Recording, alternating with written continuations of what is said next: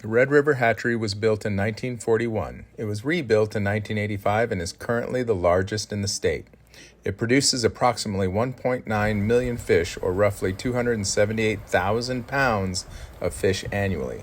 About 9 million gallons of water supplied from 2 springs flow through the facility daily. The hatchery is maintained by a dedicated group of New Mexico Game and Fish employees who work hard to rear these fish all the way from the egg stage to stockable-sized rainbows.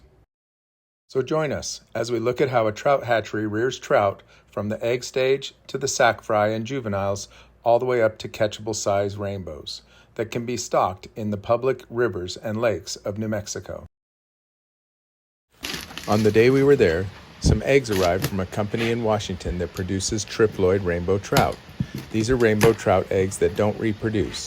Because of this, these fish can grow to large sizes quickly, and they don't breed with any of our native fish like the Rio Grande cutthroat or the Gila trout. Once the hatchery manager, Leon Krabby, removed the eggs from their boxes, it was time to get them to the correct temperature so that they could be added to the incubators. This is done by putting these eggs in something called a tempering tub. When the eggs arrived, they were packed in ice, which meant they were right at 45 degrees. The tempering tubs allow Leon to raise the temperature of the eggs up to 55 degrees, which is the same temperature as the water in the incubators. Once the temperature is correct, the eggs can be disinfected with an iodine solution and placed into the incubator trays to allow them to hatch. Leon takes the ice that the eggs were packed in and adds it to the water so that when he adds the eggs, they will start out at the same temperature. Okay, so now we know 45-ish degrees is going to be pretty close to what we need. So this is the fun part here. We take this ice and we mix it in these baths till this water temperature is very similar.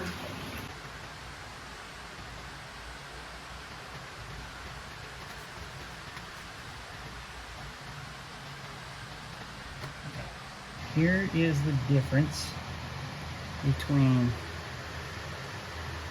a dead egg and a live egg. It's that slight coloration Just that, and see the eye? This is what we call eye stage. I don't know if you can see that black eye. Whoops, if it'll go right there. Yep. That's called eye stage. The other one doesn't have it. No, the other one's a dead egg. We distribute these, boy, they're all stuck together in these bins. 45-degree water. We are going to start tempering them. This water from this line that comes into these tubes is directly from the same source as the incubator. So we will start these, and we will start bringing the water temperature in the tubs up to the same temperature as the incubator. And this process is going to take approximately 30 minutes. 56, so they are the same temperature as the incubator. This tempering process accomplishes 2 things. It helps keep the eggs from going into shock by gradually bringing them up to the incubator water temperature. It also allows them to replenish any water that they may have lost during shipping. That is buffered iodine, 390 milliliters. Next, the eggs go through a 10-minute iodine disinfecting treatment. This helps to ensure that there are no contaminants or diseases before the eggs are placed into the incubator trays. 10 minutes. So we'll stir it to make sure that all the eggs have contact. Once the eggs are at the correct temperature and they've had their iodine disinfecting treatment, then it's off to be weighed, measured, and placed into the incubator trays.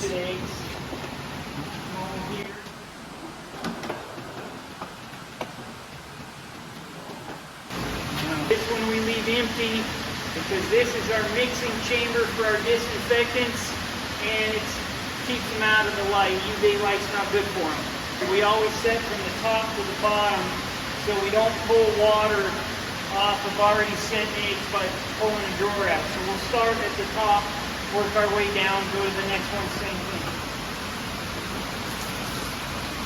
We're going to do 12,000 eggs at the tray this time. So we'll get a weight count on them. Get a weight count, just put some eggs on the spatula. And there's 100 eggs. Since Leon is trying to load 12,000 eggs into each incubator tray, he'd rather do a little math to figure out 12,000 than to try and count 12,000 eggs for each tray. First, he weighs 100 eggs and records the weight. He does this 3 times, and then he takes the total weight of the eggs and divides it by the total number of the eggs to calculate how many eggs it takes to equal 1 pound. Once he knows that, he can divide the 12,000 eggs by the number of eggs it takes to make 1 pound, and that tells him the approximate weight he needs each time to equal the 12,000 eggs.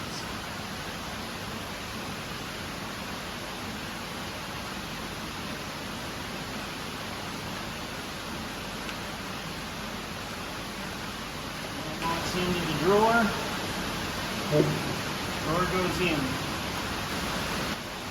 After about a week, the eggs are in full hatching stage, and you can see them starting to move around in their incubator tray. A few days later, and the eggs are fully hatched, and they're in their sac fry or alevin stage. Once they're at this stage, they will be added to a raceway for them to continue on their journey. In 10 to 20 days, the alevin will absorb the yolk sac and emerge as fry. After they learn to feed, the fry are fed constantly and are reared to lengths of about 2 inches while in the hatchery building. Then they are moved outside to the raceways where they grow to approximately 4 inches long and are termed fingerlings. Some of these trout will be stocked in lakes and rivers as fry or fingerlings, while others will be kept for further growth at the hatchery. As the trout grow, they need additional room and are moved into larger raceways. Growth rates of these cold-blooded animals are highly dependent on the water temperature. Here, trout grow approximately 3/4 of an inch per month. The raceways provide adequate water flow, water quality, and space for trout to grow about 10 inches in length, the size at which they are planted as catchable trout. Here you can see the trout using a self-feeding device that has been filled with fish food. All they have to do is hit the steel rod and the food falls out. Once they get started, you can see they get pretty excited. Since the hatchery is receiving eggs every month, they are constantly moving fish from one raceway to the next as they get bigger.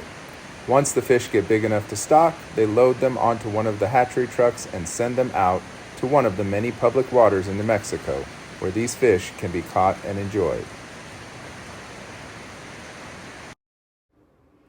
On the day we were there, we watched the hatchery trucks come and go many times, delivering these fish to different rivers, lakes, and ponds.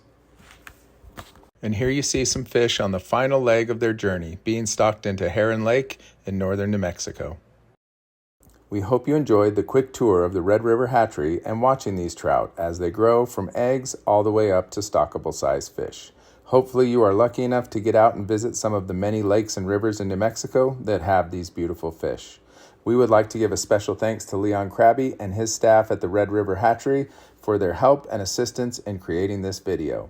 If you are interested in learning more about our state's fish hatcheries, you can give them a call and ask about tours or stop by and enjoy a self-guided tour of one of the facilities.